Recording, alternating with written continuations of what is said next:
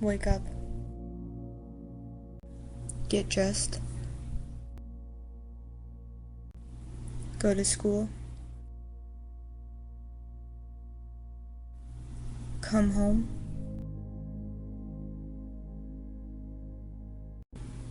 Do homework. Waste time. Sleep.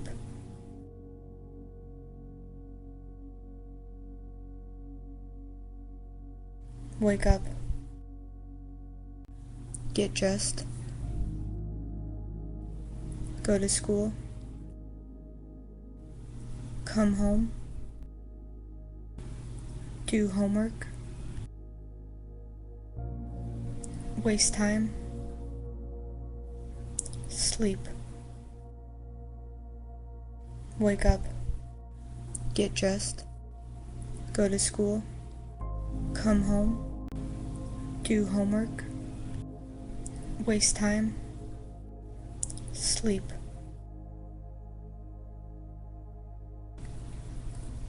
It's the same thing every single day, but it becomes more and more of a struggle. It's hard to get out of bed. It's hard to motivate myself to do anything anymore.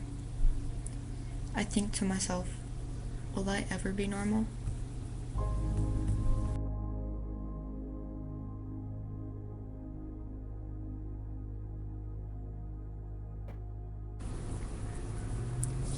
Grades make me anxious.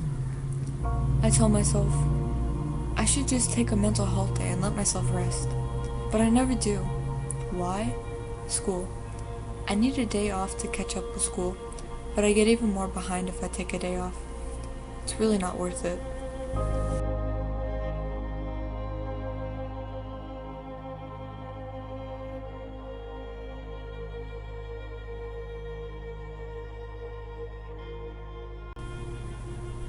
There are many students across the Bay Area that are suffering from a mental disorder every day.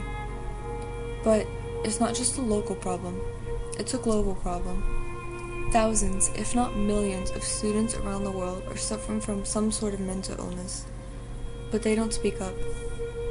They go to school every day, forced to focus in class, while they are battling with themselves inside their mind.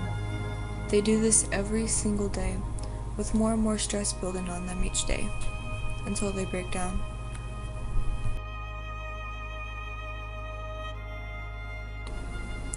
A student from Los Altos High suffered from an emotional breakdown due to getting a D on her report card.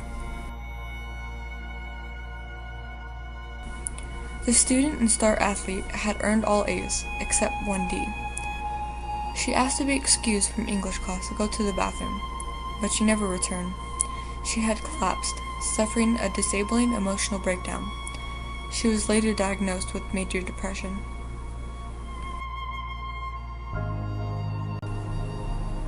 There are both long-term and short-term effects of mental illnesses, and they all affect how you perform in school. Some short-term effects of mental disorders are feeling anxious, depressed, stressed, paranoid, losing interest in things you usually like to do, and having no motivation. Some long-term effects of mental illnesses are eating disorders, depression, anxiety attacks, constant worry of failing, and life-threatening habits. These all affect you in school one way or another, whether it's having a hard time focusing in class or not showing up for class at all because you are too anxious or have no motivation to come.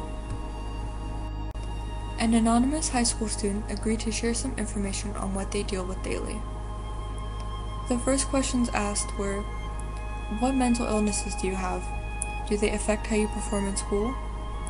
They stated that they struggle from depression, anxiety, and OCD. They said their mental illness affects them at school because they always feel tired, they get anxious sitting in a classroom full of so many people, and they get intrusive thoughts that stop them from paying attention in class. The next questions they were asked were, what do you think is more important, grades or mental health? If you skip school, are you worried about your grades or missing something important? They responded by saying they feel like mental health is more important. They said they skip school because they get anxious from everyone, but they still worry about their grades when they take a day off. If you compare how people with a mental illness are treated today back to the 19th and 20th century, it is completely different. Back in the 19th century, if you were found to have a mental illness, you were admitted to an institution that was quite similar to a jail. In the 20th century, people began to try and understand mental illnesses and how they worked, but they began to do a lot of brutal tests on people that dealt with mental disorders. They were also still admitted to an insane asylum. Now, in the 21st century, people that suffer from a mental illness can easily get treatment. Mental disorders can be linked to 2 of the 7 themes of world history. The first one is have and have-nots.